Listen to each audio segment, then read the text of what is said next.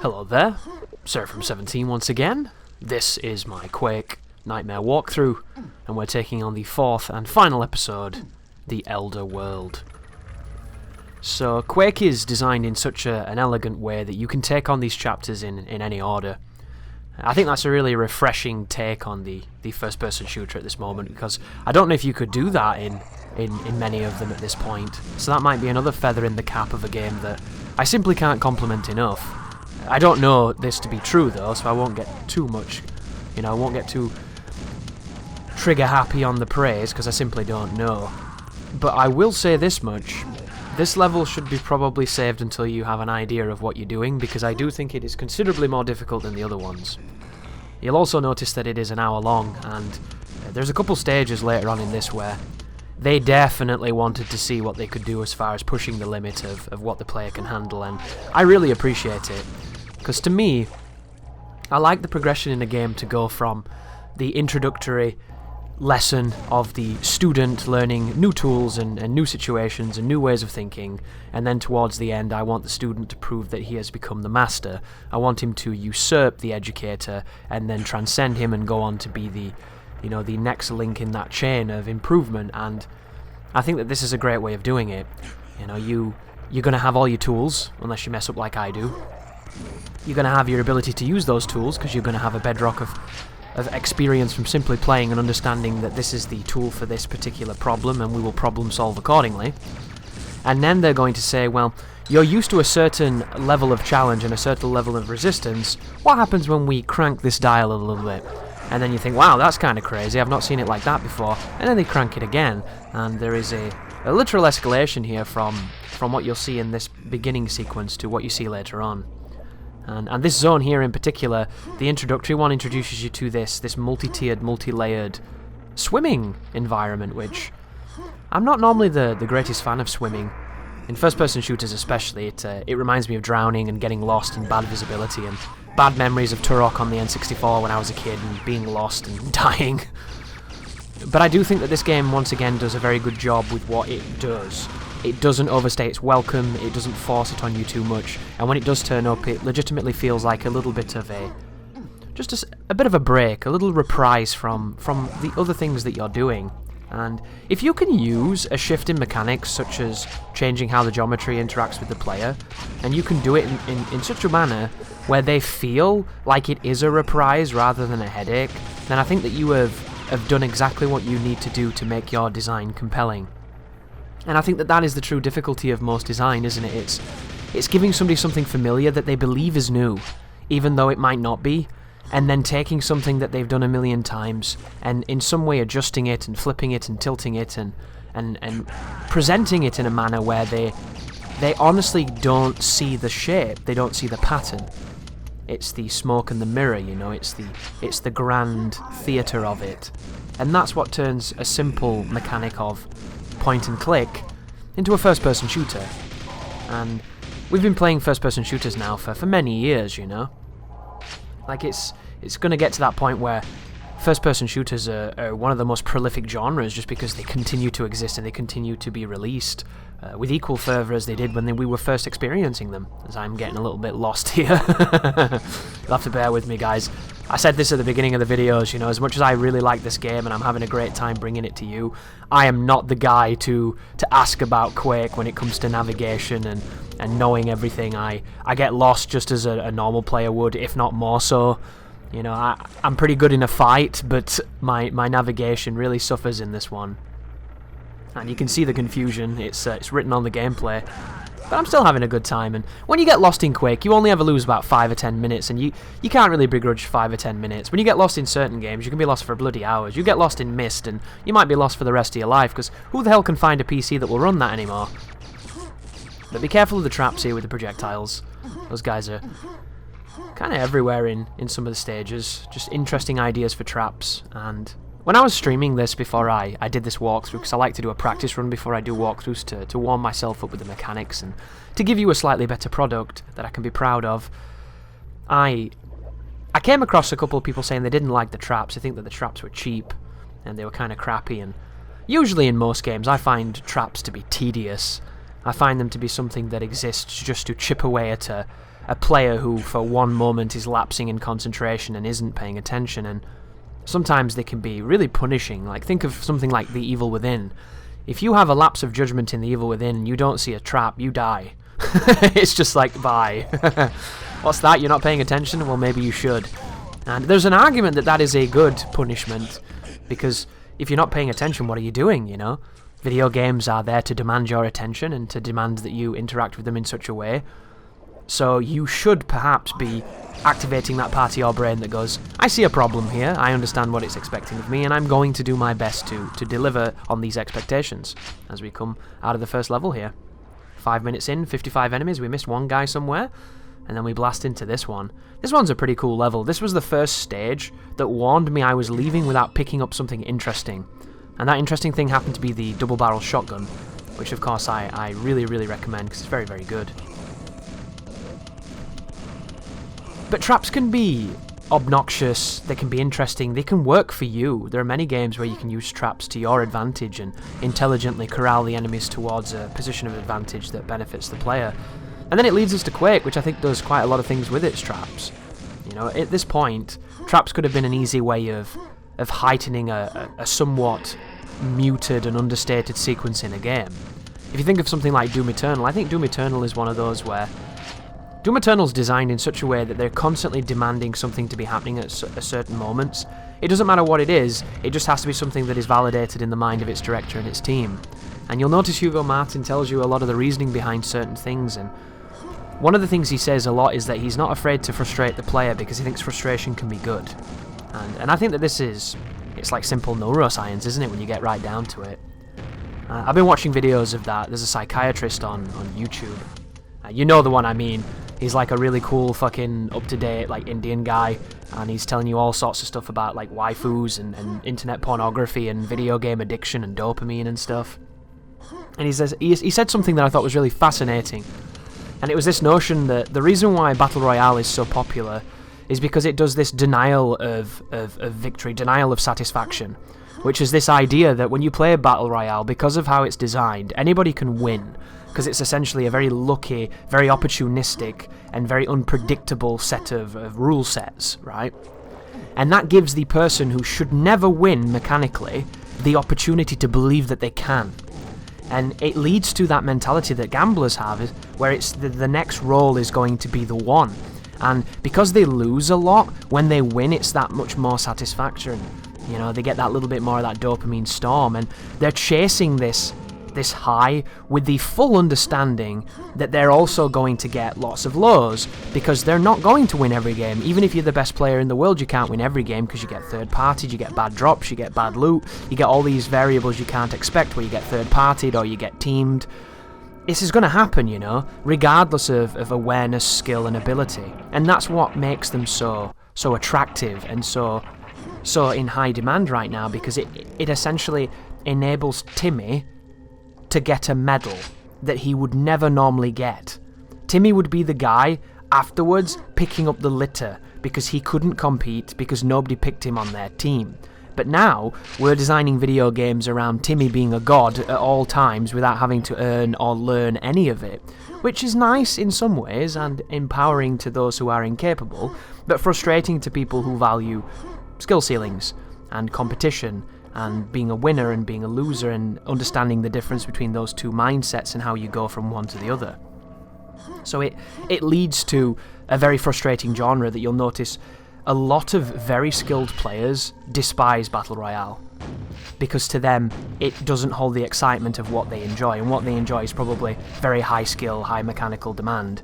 And BR, like Darkside Phil won a BR by literally sitting in a bathroom the whole fucking game while everyone killed each other, and he sat there talking his stories, asking for money and stealing money from his supporters, and he won a BR. You know, if somebody can win a BR by essentially marketing in the most ugly way it can be done, by essentially saying, I need money, I can't pay my bills, guilt, guilt, guilt, guilt, guilt, I'm a human pile of shit, then the weekend warrior, who doesn't get to play all day, every day, constantly refining, constantly grinding, constantly improving, he gets this thought in his head that maybe I'll win this one.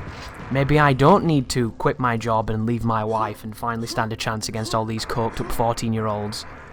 Because that's what it gives you hope. And hope is a powerful thing. Hope can change nations. Hope can make or break video games. And that's what I think BR does so well, in its sense of its reward and its return. But going back to that philosophy of design you see inside of Doom Eternal, which is this idea that its director is both not afraid to frustrate players, but indeed attempting to create scenarios that do, it leads to moments where satisfaction is heightened. And you see this all the time when common players and more casual players talk about things like the Soul series. They talk about this idea of this colossal task that is incredibly demanding, incredibly difficult, and they barely were able to succeed. But they did. And it was in that failure that led to that satisfaction they felt in victory. And this is, I think, is what Hugo is talking about when he goes into this particular aspect of design. And he speaks of Bloodborne, he speaks of Sekiro, he speaks of these games that From Software have put out that are very popular. Be careful of this trap here. You walk up to it and it kind of closes and then you go through the gap, but sometimes it's really finicky. And I don't know if that's high FPS or detection or something, or if I just got trolled, but it's really easy to get hit by that door. And I don't entirely know why, but alas, it chunks me more than most things. But we're coming up on the end of the level here. A couple of vors and a couple of traps, and make sure you save, guys, so that you don't end up taking some silly deaths. But being able to frustrate your player and seeing the merits of other genres, as I get attacked by double fiends here, which is a really nice fight. As long as you circle correctly, they will not be able to get on the same path as you, and you should be able to take them out with some shotgun blasts. Really, really fun engagement there, and very challenging if you're not moving correctly. But because he had the foresight of seeing why From Software were doing so well and what people cherished so much, he put that in Doom. And Doom Eternal is a game that can be very frustrating to some people, but to the people that figure out its dance, it can be very pleasurable. And a lot of the times in Doom, you see the mistakes as they're happening, you see the errors as they're about to occur. You know exactly when you're going to die in that game, and you know exactly why, because a lot of the time you're in control of it. And that right there is the path to mastery and the path to ultimate satisfaction. But if you're not quite there, it can lead to frustration, it can lead to essentially just disheartening the player to a point where they don't want to take on that particular type of game. Because one of the weaknesses of Doom Eternal is Doom Eternal regardless of whether or not you like it or not. This is interesting there. Did you see the Fiend trying to jump at me, but he was having a problem with collision and he couldn't quite do it, so it enabled me to just shoot him like fish in a barrel? That's kind of handy. So you'll notice a lot of people will say that Eternal is a one-trick pony. They will say that it only has one way to be played. One specific means of playing Doom Eternal, which is of course a gross oversight and abject ignorance in every conceivable way, but people get really upset by their perceptions of how something should be played or how something is being perceived that it should be interacted with. And you see it all the time, you see it in many things, you know. And usually, video games, especially well-designed video games, they're a mirror of the developers and of the player engaging with them. The developers had an idea of what the game was going to be, so they came together with these mechanics and these engines and all of these factors and these physics, and then they gave them to you. They gave them to the person who purchases it, and then the person who purchases it thinks of something that the developers never did. Does something that they never could have ever predicted. Because that's what happens when you create something. You create something, it's wonderful, it's great, it's polished, it's got everything in it that you think it needs, and then you give it to 100,000 people and they find ways to break it elegantly, destructively, rather just majestically in all of its madness when you really look at it. And that's what happens when you bang on anything enough. It's going to show its seams, show its flaws, show where the defects are.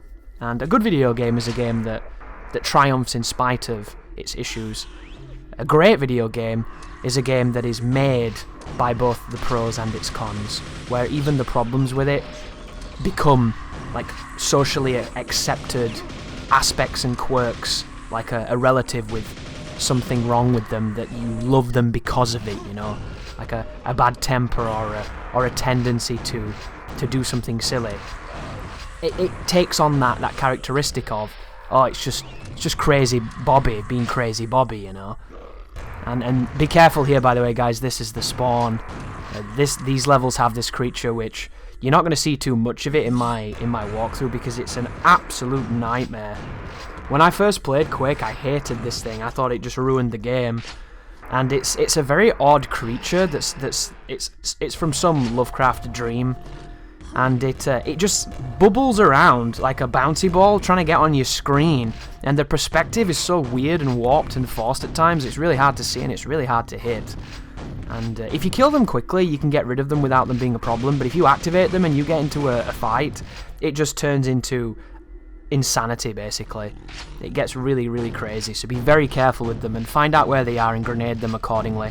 One grenade will kill them when they're spawning. And if you can hit them enough, like the nail gun seems to be pretty good against them.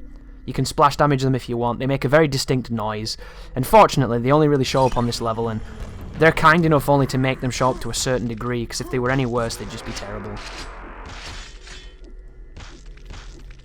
But going back to this notion that, you know, a video game can have idiosyncrasies and oddities, and it can be the thing that gives it character and makes it cherished, like you would cherish someone in your family who has idiosyncrasies and oddities, you know.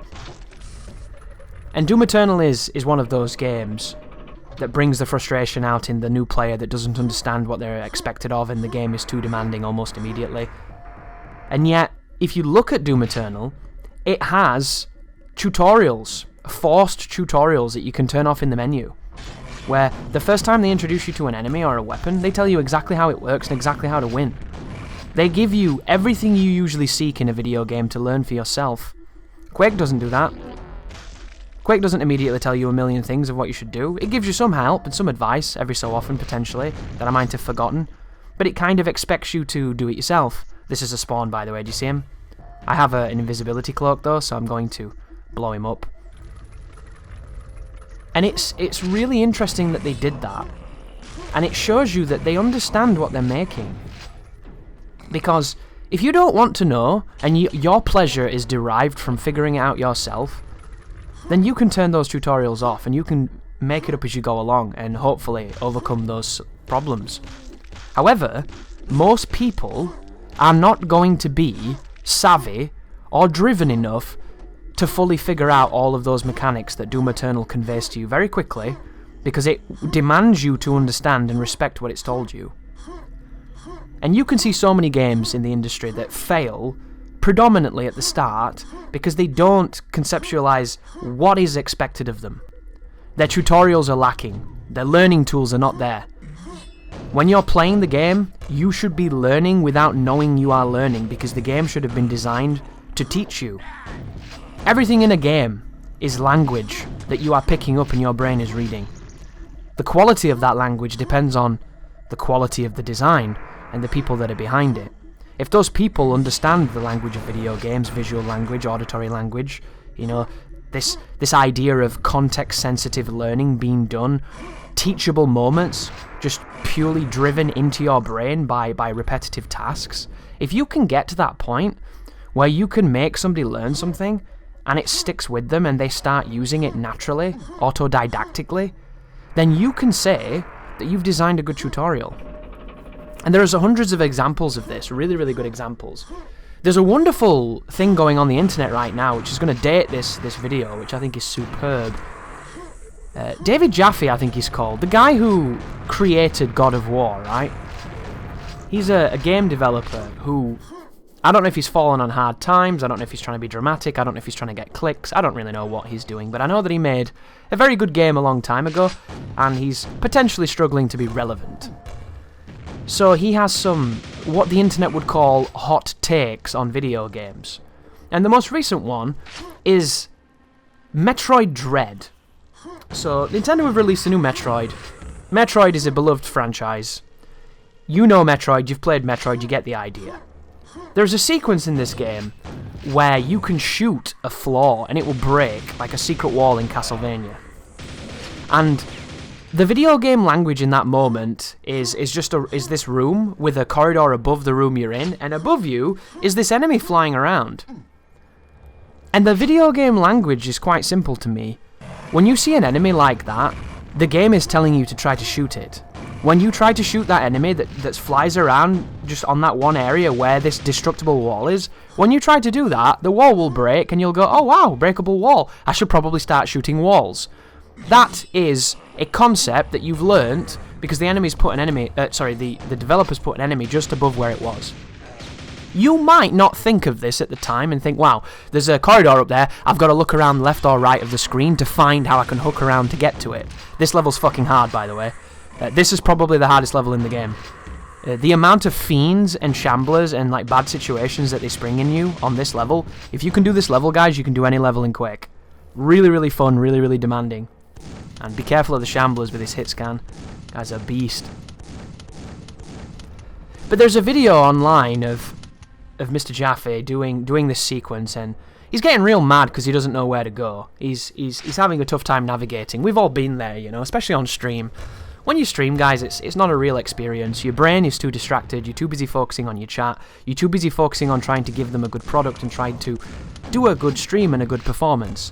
If you're a bad streamer, you might not read your chat. You might not be trying to elevate your performance. You might not be trying to engage with people and hopefully give them something that reminds them that there's different things happening in life and it's not all murder and racism and fucking famine. So you might be just one of those people that you play games and you stream them and it's me, solipsism.com. And that's perfectly fine. There's plenty of people that do that. There's plenty of huge streamers that do that because people like to watch their gameplay. So in that moment, I've not got too much context for this clip. I don't know if he was completely enveloped in the game or if he was mad distracted and it was just one of those things where you missed something, you made a mistake, and it's just an ego thing where you're trying to deflect blame.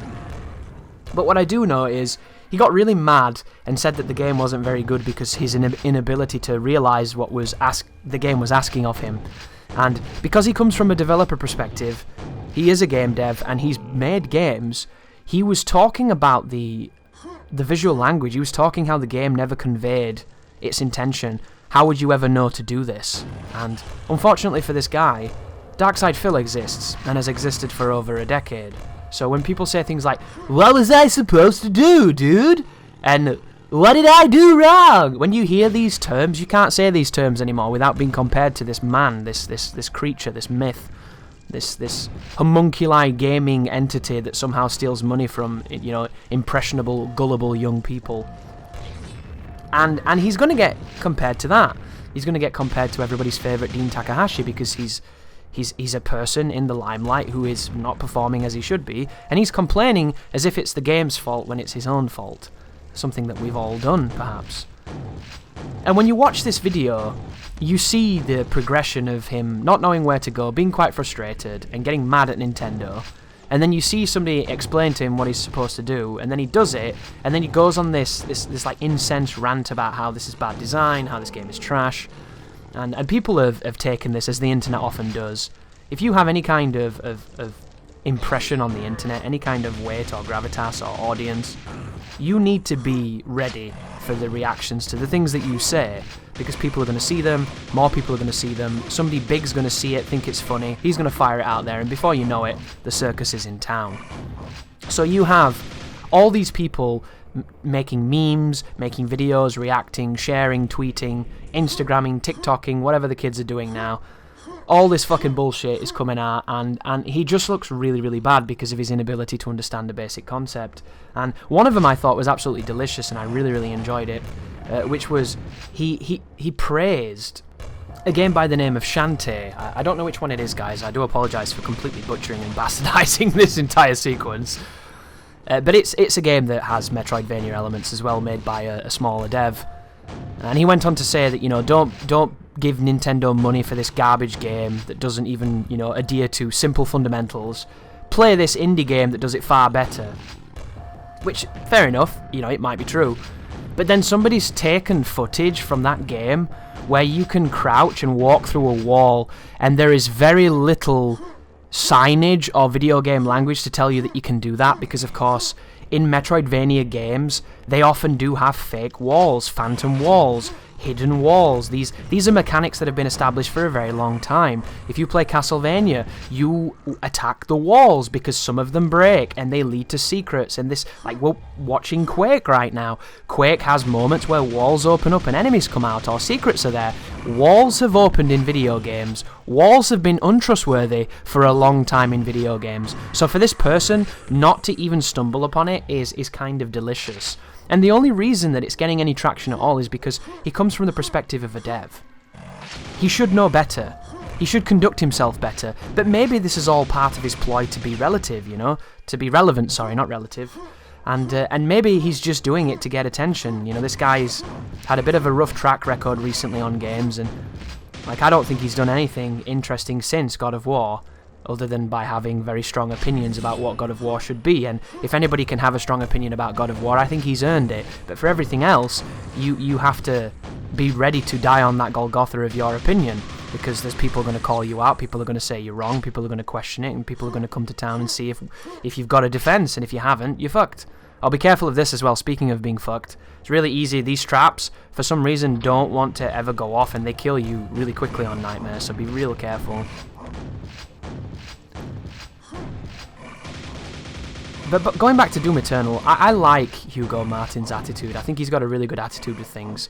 But it doesn't necessarily mean he's right, and it doesn't necessarily mean you'll agree with him. When he wants to frustrate the players so that they can get a deeper sense of satisfaction, some people find those frustrating mechanics to be fucking stupid and really wish they didn't exist. A great example of this, bringing this whole topic back to what we were saying with the traps, is traps in Doom Eternal. The traps in Doom Eternal adhere way more to the frustration angle than they do in Quake. I think that guillotine's a particular frustrating trap because it's hit me twice, and I know it's there, and it still hits me. If I still take damage to a trap that I've spotted, then I feel that there's probably something going on there that's not quite where I wish it was. Admittedly, it's ignorance. It's my inability to understand how the fucking traps work in this game, because I don't know the game very well. But I wanted to set that trap off without being hit by it, and I couldn't do it. So I got hit by it, and I ended up backing into it and getting chunked during a fight with the Fiend. And this is frustrating, because I know the trap is there, I want to set it off, but the game wants me to set it off in such a fashion that I end up setting it off with my face and taking full damage anyway. And in that moment, it would be easy for me to say, you know, Quake's garbage. Whoever designed that's an idiot. Why does it work like that? It's shit. Because there's a part of me that honestly believes that. But then the logical side, that's not being emotional, is thinking, it's probably you. And what happens is, you get a lot of people that have beat that trap dozens of times over dozens of years, who know exactly how it works, and have almost forgot what it was like to fall for it. And this is the clash between communities and the clash between perspectives and ideologies in video games. One person has a bad time with this trap because they don't know how it works and it gets them and they get frustrated because they feel like they shouldn't have took any damage at all. And then the other person has ducked that trap a million times and has full understanding of what it is and has forgotten more about that trap than you'll ever know.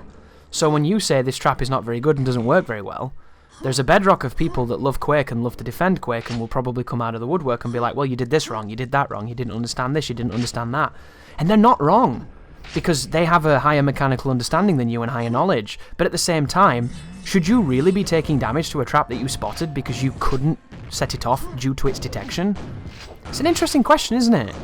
And it's hard to say what is right or wrong, and that's what brings in the subjective aspect of analysing and appreciating design. There are certain things that you could change that trap and how it functions to get a better result. You could make it so that you shoot the trap and it activates. Maybe you can, and maybe I didn't try that, you know? There's many things you could do. Maybe you could break the trap. There's lots of ways to look at it. Oh wow, there's a healing pool there as well. That could have come in handy. Definitely use that, guys. Free heal. And then going back to Doom Eternal, some areas of Doom Eternal have traps and I just don't really get it. To me, it feels like overkill. It feels like over-design. And one of the things I've talked about in Quake, in this video series that you've been listening to, is this idea of just because you can doesn't mean you should. And I love that. And we could insert the quote, you know, of Jeff Goldblum's character in Jurassic Park. I got lost here a little bit, guys, so if you're wondering what that crossfade was, once again, I couldn't remember where to go, but it's down here where the key room is. Sorry about that. And this triggers a Shambler and a bunch of Hell Knights, so be real careful. But this piece of wood here is your friend. This is the anti-hit scan wall right here. But unfortunately, I'm getting rushed by the Hell Knights as well, so this is real bad for me. But you'll see, they do fight each other. They just want to fight me so much harder. This is really dangerous. But this idea of, you have all this power, it doesn't mean you have to wave it around. And there's a wonderful video on YouTube of a German, I think he's a German kickboxing champion, who's a bouncer at a club. And there's some young kid, like in his late teens / early 20s, who's been very rowdy. And you can tell that this kid's looking for trouble. He's trying to provoke this bouncer. He doesn't know who this bouncer is, which is a wonderful moral for life in general. And this bouncer says to him, "Let's go outside and speak like men." Instead of just punching him in the face. Some bouncers would do that. I think we've all had interesting experiences with bouncers. Some are good, some are not so good. Some people are just violent and looking for trouble, looking for an excuse, right? But he says that to this guy, and this guy obviously is thinking, we're going to go outside to fight, because when people say let's go outside, it generally means, shit's going to go down, you've got to be careful. And he does this, and he's talking to this guy, and I think there's this moment when a light switch goes on, where he realizes who the guy is. And there's this wonderful, wonderful, instantaneous transition between abrasive, confrontational, trying to spark something, a reaction, to, yes sir, okay sir, 3 bags full sir, manners, politeness, and fear.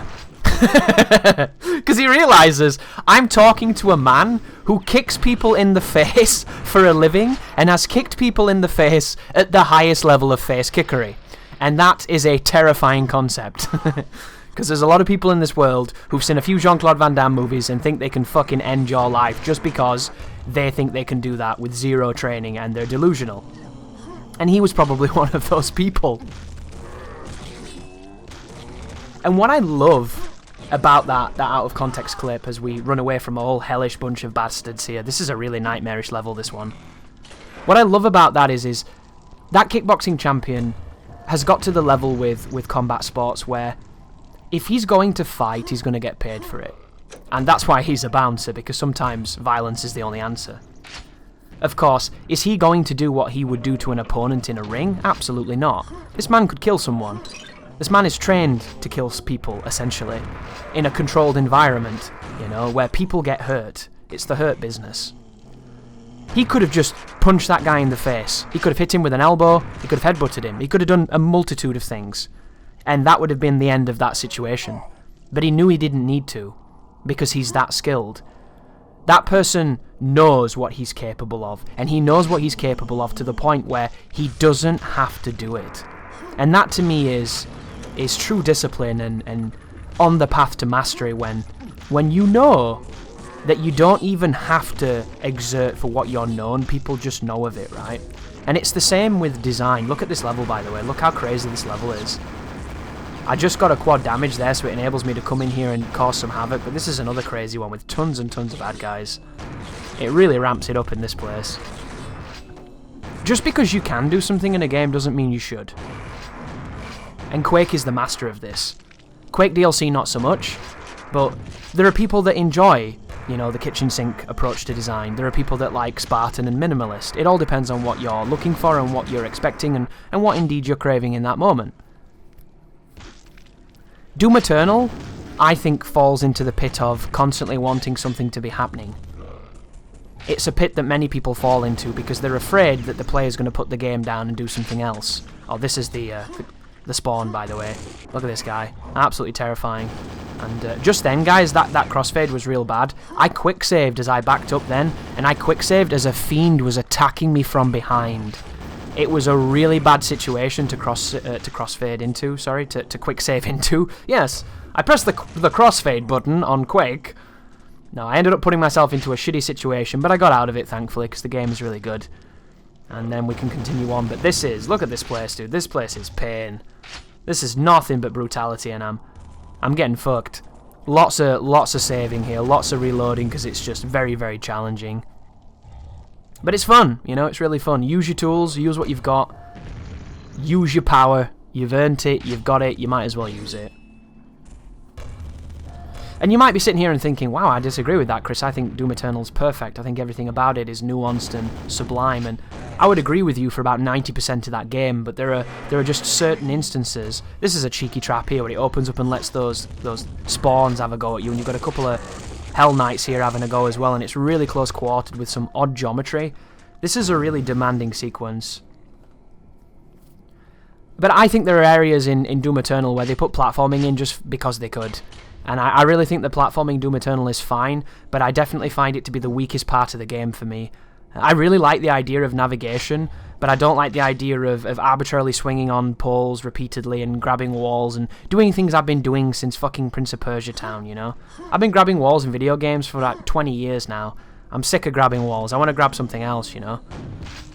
Put me in hell. Turn it into Dante's Inferno. Get me grabbing dicks instead, just climbing a wall of phalluses, and then we'll get banned together in a wonderful, glorious symbol of male fertility. But you get what I mean. Platforming is great, but when it's forced on you and you want to shoot things, it gets tedious. And I think that that's one of the failings of Doom Eternal. I still think it's good platforming, and I think when you look at it objectively, I think it's good pacing, and it's a nice palate cleanser between the combat. But when I think of Doom, I don't think of platforming. I think of Mario, I think platforming. When I think Doom, I think rip and fucking tear. I think shoot. I think shotguns. I think a man like oddly eyeing to the left and getting steadily more bloody as he gets whooped through the levels, defeating monsters, you know? So the platforming, I think, can be tedious and obnoxious for people, even though the casual gamer is probably going to have a fantastic time with it because it's still high quality. And then the angle that really gets me is some of the environmental stuff. Because Doom Eternal is intense, and it's intense the whole time. There's not a lot of downtime in Doom Eternal, and when it is, you're platforming or listening to somebody talk at you. There is this penchant for traps and hazards. And Doom has always had hazards and traps. It's part of what Doom is. But Doom Eternal seems to just revel in it a little bit too much for my particular tastes. For instance, there are moments where there are these like pinball repulsors, where if you go near them, they like bounce you away and they hurt you. Or they electrify an area. And there's nothing wrong with that, but when you're backpedaling really, really fast, getting attacked by a million different dudes at over 250 FPS, so all the projectiles are fucking hit scan, and you're barely alive and you're doing everything you can to partake in the Doom dance and be successful, and then you get stuck on something and you turn around and it's one of those fucking things and then they hurt you too. That's where the frustration comes from for me. You know, this idea of, oh wow, I'm getting stuck on a trap. Or if I fall in some lava or some acid and I'm getting chunked a little bit from essentially environmental shit. That's where I start having issues. And the big one is of course the purple goo. You'll hear people talk about purple goo a lot with Eternal. And it only turns up for about 2% of that game, not even that. But when it does turn up, it leaves such a sour taste in your mouth, you remember it. And it's not necessarily that, you know, that the idea itself has no merit, it's that it goes against the central design of that game. Unfortunately, ladies and gentlemen, I can't explain why that is, because this level right here has an achievement for beating it without taking any damage. And I'm going to show you how I did it, which involves saving a whole lot and being incredibly frustrated for most of it. But the idea here, guys, is at the start, you want to grab the quad damage and you want to do some damage with it, get rid of some early enemies. Do not save near this door. Did you see that door that was opening just then? I saved on that door, took mandatory damage, saved myself into mandatory damage, and ended up fucking my game save up because I restarted the level. And it was terrible. So don't do that. Only save when you know you're not in danger. Or at least stack your saves. Get multiple saves so that you don't end up saving over something you've already done, or saving yourself into a corner. And all we're going to do, guys, we're going to save scum the literal shit out of this. We're going to take it real slow. We're going to kill an enemy. When we kill an enemy, we're going to save. It's not difficult. It's just tedious. It kind of goes against how Quake is meant to be played. And if you want to no damage this game, you can probably do so in a much more satisfying manner than I'm going to show you here. But I thought for the purposes of this walkthrough, I would help the people struggling. I think this achievement is kind of shit, personally. I don't really understand why they wanted you to do that. I kind of think compared to doing the first level on Nightmare without shooting a bullet, that was really interesting. Because essentially you just have to be really quick and find the armor and do what you need to do. I didn't do that in this walkthrough because I thought that the very first part of the walkthrough being me doing some weird pacifist run would set a poor tone. But I went back and did that afterwards, and I ended up enjoying it quite a lot, just trying to figure out how to do it. And I thought it was going to be really hard, and I ended up doing it in like 2 minutes. But this is a pain in the ass, because you have to play like a bitch. And you've seen my playthrough, guys. I am not a coward in Quake. I run around, I jump around, I shoot and stuff, I try my best. Sometimes I'll do a little bit of the old poking out the wall, you know, Rainbow Six, peeking and shit. But fundamentally, I get stuck in. I want to shoot stuff, I want to have a good time. So this playstyle for me is lame. It reminds me of modern shooters where you just hide behind a fucking wall for a week and everything's beige. And you daren't peek out because you're constantly regenerating. This right here is just insane. I don't even know how I didn't get hit there. I only came in here because of the thing that happened with my save, which I explained this earlier on, but I should probably tell it to the people watching right now. I saved into mandatory damage on this level. So I used level select to get back here, and it started me with the single shotgun and no weapons, because Quake is weird like that. So I used the console commands to give myself the guns I should have. So I got a grenade launcher, I got a double barrel, you know, I think I might have got a rocket launcher and a thunderbolt and whatnot. But some of them didn't work. I think the thunderbolt one didn't work. So the reason why I went into that water to get that thunderbolt is because I didn't have the gun. Unfortunately, there's only, is it one level after this? I think there's only one level after this particular one. And then it's the final boss. A boss by the name of Shub Nigurath. And I'm going to say it like that because if I don't, it sounds like I'm trying to die on Twitch. Because unfortunately it's inspired by Lovecraft, and some of Lovecraft's naming is a little suspicious at best of times, but it makes perfect sense when you realise Lovecraft was a racist and incredibly xenophobic, and a lot of his stories are manifestations and projections of his own personal fears. So yeah, kind of interesting how that happens, right, and how that works. But I got myself into a bad situation. I had to give myself guns, I had to use level select, and then when I do this level, I don't have any of the runes from the previous worlds, and the path to the final boss is locked. So I had to use a console command, which skipped me to the end of the game. And I did that to get to his lair and then capture him. So if you wonder at the end of this video, guys, why I don't go back to the hub and I don't go down the steps and everything, it's literally because it was sealed. And I would have had to play the whole game again. And as much as I'm okay with doing that, I just played Quake 3 times and all the DLCs on Nightmare in the space of a week. And I couldn't justify the time. Even though it can be done in a couple of hours, I was a little quaked out, as you can imagine. And I'm not quaked out in general, because I'd like to play some of the custom stuff, because I think the custom levels look kind of sick. But the main campaign, yeah, doing it 3 times in a row is not really something I want to go back to doing. As much as I love it, and you've heard me, you know, just completely gush about it. Because I don't know what it is about me, guys. I think it might be something to do with my brain. Maybe a form of ADHD or hyperactivity disorder or something. I have a real problem with doing things again. And it might sound funny to you and you might think that I'm joking, but I'm not. You know, it's almost medicinal at this point. It's like scientific. And it's one of the reasons why in video games I'm a big proponent of checkpoints and quick saves. Because to me, I love save states. I think save states are amazing. You know, people can take a save state and they can turn it into this nefarious and underhanded and just douchey thing and turn YouTube videos into lies and deceit and fake and like spliced garbage that makes them feel good about themselves. And if you want to do that, you know, more power to you. It's deceptive, I don't respect you, and I don't think many people will, but, you know, I can't stop you.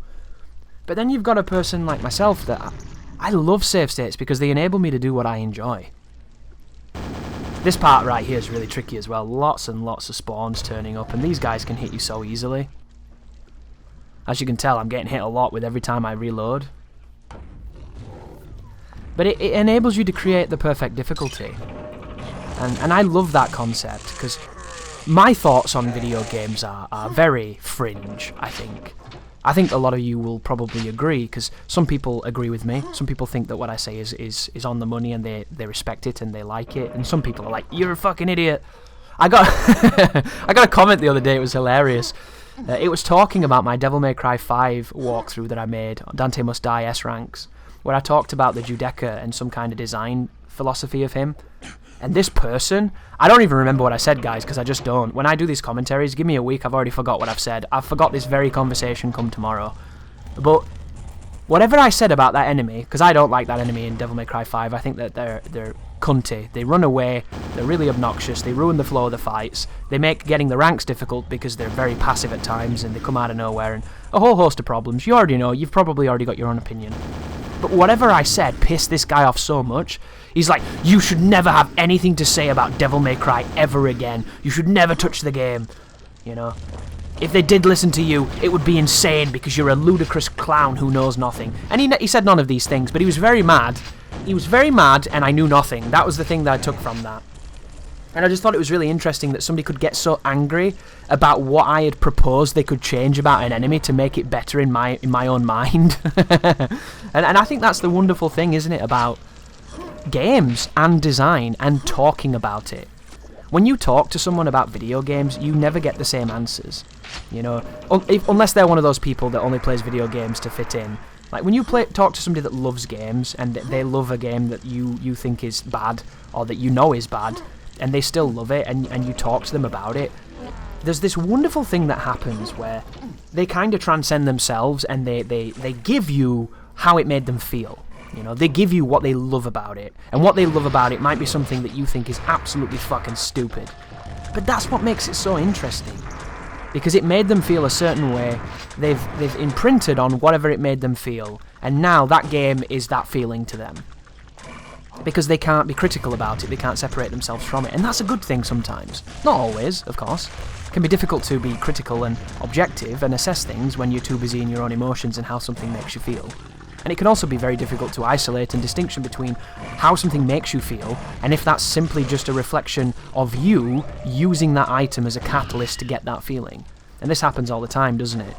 Because the brain is so powerful. It embeds, it imprints. And for that guy to get so mad by what I said is so funny to me. Because I get mad by what other people say, you know? And I don't react like that because one of the big things on YouTube is nobody fucking cares. That's the biggest one, isn't it, you know? You can think something to the purest, like you can believe it, you can live it, experience it, you can embody it. It can be the regalia from which you wear and how you live your life. And then one guy's going to be like, meh. Because they don't fucking care. You know, you could spend 5 paragraphs explaining to somebody why they're wrong, factually, objectively, and in every walk of life, and they're just going to be like, don't care. And that's the problem that I think a lot of people do, you know, when it comes to the Discord on YouTube. They're under the impression that they're going to change your mind. And it's really funny, YouTube, but when I first started, I used to just be like, fuck you, I hope you die. I'd sick wolves on you just to watch them flay your flesh. I'd say the most horrendous, aggressive, hostile thing, because it's the background I came from, you know. When I was younger, when people were antagonistic to you, you were antagonistic back because it was how you survived. If you didn't show your fangs, you were picked on, basically, and you would be the butt of every joke and you'd get destroyed. But if you bit back and you attacked as well, you earned their respect, and then it was you ran with the pack, you know. That's just the way it was. It's probably like that now, to a different degree. You know, life changes, but everything stays the same. And I did that on YouTube for a long time before I realised it doesn't really matter. You're not going to offend these people because they're looking to argue.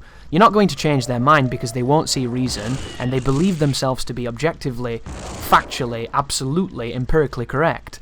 And you can't get through to a mind like that, so there's no point in even trying to do it. And what ends up happening, what you see with a lot of YouTubers is when the first few years on YouTube, they're super active, they're responding to every comment, they're doing everything they can. And then gradually over time, that becomes less and less and less and less. And it's kind of frustrating that because there's a lot of cool people there that you can interact with, but you stop seeing those cool people. You know, the pleasantries and the compliments, that kind of recedes away because it's the negative stuff that you feed on. It's the negative stuff that you focus in on, and you should never do that. And most people know this. This is bad as well. Be careful of drowning here. If you stay underwater too long, you'll take damage, so make sure you always go up for the surface in between saving and stuff, or you'll save yourself into an unwinnable situation. But you depending on your mentality and depending on how you feel, there's always this moment where you fixate on the negative too much, even though the positive should always be the thing that you focus on. Negative should only be focused on if it's good. The difference between somebody being a dickhead and constructive criticism is huge. Everybody thinks that their critiques are constructive. Nobody thinks that they're being a dickhead. 95% of all criticisms on YouTube are people being dickheads, almost all the time. And it's just because they can't tell the difference, and they can't phrase an argument in a way that doesn't make them sound like an asshole. And everyone's guilty of this. I'm guilty of it, you're guilty of it, it's everywhere. Sometimes, there's nothing wrong with being an asshole, I think. Sometimes you've got to be an asshole to get your point across. I quite like being an asshole. I am indeed an asshole. But when it comes to being serious on a criticism and trying to give somebody critical feedback... Dude, my throat got so dry just then. It completely sabotaged what I was saying. I don't know if you heard that in my intonation. That was fucked. But when you're like that, when you try to give somebody actual feedback, all they'll do is shut down and they'll not hear you. Because they'll see the insult, or they'll see the ad hominem, or they'll see the hyperbole, and immediately they'll just go into defense mode. So you might even have a good point, but because you phrased it like a cunt, they don't want to listen. And if you want to be taken seriously when it comes to criticism and critique, you have to do it from a perspective of maturity, and you have to do it from a perspective of attack the idea, but don't attack the person. And some people don't seem to understand that, and that's why it leads to, you know, a lot of these moments online of people getting really, really salty with each other and really butthurt and things. Like, I've probably lost more people in my community because they either thought I was being serious, or they couldn't distinction between me attacking the idea and attacking the person. And sometimes, you know, attacking the person can be effective, and it can be what you want to do, depending on what it is. Like, an interesting one for that is Dean Takahashi, seeing as I were talking about, you know, Doom and Quake and things. Dean Takahashi is a journalist who writes about technology. A lot of his stuff is very politically motivated because he has an interest in politics and new emergent technologies, and he reports on like, banking and finances and things. His passion's not video games. He just happened to get a foot in the door many years ago in an area that covered video games as well. And his job is to write. He's a journalist. He's not a player. So when he plays Doom like an automaton, there's a good reason for that. It's because his mechanical ability is not as sculpted as yours is, because he doesn't spend every waking moment he can playing video games. This poor guy is a writer. He likes words. He likes to weave words. In his mind, it's all prose and poetry. You know, he's trying to paint delicate forests with imagery and craftsmanship. Whereas everyone's going, why can't this guy shoot the zombies? Is there something wrong with him?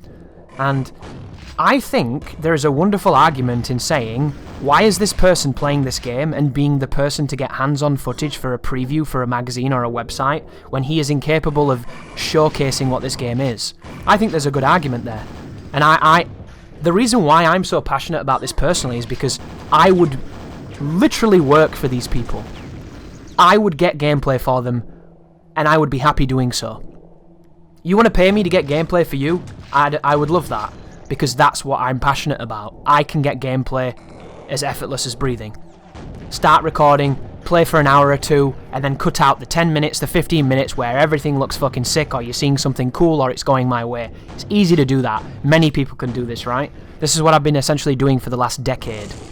Whereas Dean just records the whole fucking thing, and he physically looks incapable of following, like, anything that goes remotely close to tutorialization and visual language. He looks like somebody who has been given a car and they don't drive and have never seen anyone drive before. Like, you know when you watch those movies and the guy driving's like moving the steering wheel erratically back and forth, like madly spinning it, and the car's not moving at all? That's Dean when he's playing first-person shooters, bless him. But at the same time, as much as I can be passionately saying I don't think he should be the representative of that game, he should not be the guy showcasing that game, I don't think you should attack this poor guy because he sucks at games. You know, and that might sound hypocritical because I have a go at Darkside Phil a lot, and I analyse people who are bad at games, and I analyse gameplay and laugh and stuff and turn it into quite the festive event. And my argument to that is, it's meant to be a bit. It's meant to be a joke. It's not serious, you know. It's a show. It's like watching bloopers. We watch stuff, I go hyperbolic, we laugh, we have a good time. It's not personal. And it's also not real either. When I stop that camera, when I stop that stream, I don't wish ill will on those people because they can't play very well on video games. I've got some ill will towards Darkside Phil, but that's more to do with the fact that he defrauded the US government, steals from children, and does several other things that I really don't believe in. I got lost again, guys, sorry about that. You just gotta shoot that roof thing and I forgot. Like, my enmity towards Darkside Phil is purely based off the fact that he's essentially a snake oil salesman, a con man, and there are young kids that have got their first job that are giving him all their money. And I think that that's disgusting. I think it's disgusting in so many ways, because he's not grateful and he's manipulating them. There's a difference between somebody wanting to support you because they believe in what you do, and you being grateful. There's millions of streamers like that. And then there's Phil, where it's never enough, and it's constantly more. I have no enmity towards streamers trying to make a living playing video games. I think it's a very, very difficult game, and I wish them the best. But I don't wish Darkside Phil the best. If anything, I wish him the worst. I wish him full of hell. Completely, abyssally full of hell. Every single waking moment. But that's something else entirely. The reception that people gave to Takahashi, where they were like sending death threats and attacking him and having a really big go at him, was completely unnecessary. You know, anybody's gameplay can look bad, guys. It's all about the context, it's all about what's going on, and it's unfortunate that it came to what it came to, and we've discussed this ad nauseum as we take on a couple of wars in this room. But the true failing, I think, is not Dean. I think it's the person who put that video up on the website. I think it's the guy who edits and approves it. Because I don't know how these websites work, but if they work like traditional publications, somebody has to okay this. There's somebody who's in charge, somebody who's in a higher role, who has to come along and say, yeah, that is a good representation of both our product and our quality. There has to be quality control here, guys. It can't just be anybody posts any old dog shit and it's perfectly fine. You know? Every single production company that has ever existed has had some measure of quality control. They still might make dog shit because they think that their quality is good, but they at least looked at it from the perspective of how good is this product and how good does it make us look. So the fact that someone else was able to see that and say, yeah, this is fine, there's your failings, guys. Like, you can't blame the shop floor worker in the supermarket that they've run out of your favourite thing. He's not the guy that's ordering the stock. He might be. I ordered stock when I worked at a supermarket because my manager wanted to defer rolls to me and give me none of the money for doing it. But fundamentally, it's not his responsibility, you know. But it can be easy when you're mad to just kind of blame. Blindly blame. So I have a lot of sympathy for good old Takahashi, because you could probably look on my YouTube channel or on my Twitch and you could find a moment where I'm just as vulnerable as him and I play just as poorly as he does. And then you could make a video, it could get into the wrong hands, and everybody could think, oh wow, Chris is garbage at games, he's fucking terrible, look how bad he is, he doesn't know what he's doing here, this is awful, we should attack this guy. And then when you look at some of the other stuff I've done, not quite the same, right? Anyhow, ladies and gentlemen, that is the end of our foray into Quake. The final video will be the final boss, and the gauntlet therein, but this will be the end of all conventional levels, so thank you for listening, thank you for watching, I hope you enjoyed our journey, and I will see you for the finale. You take care now.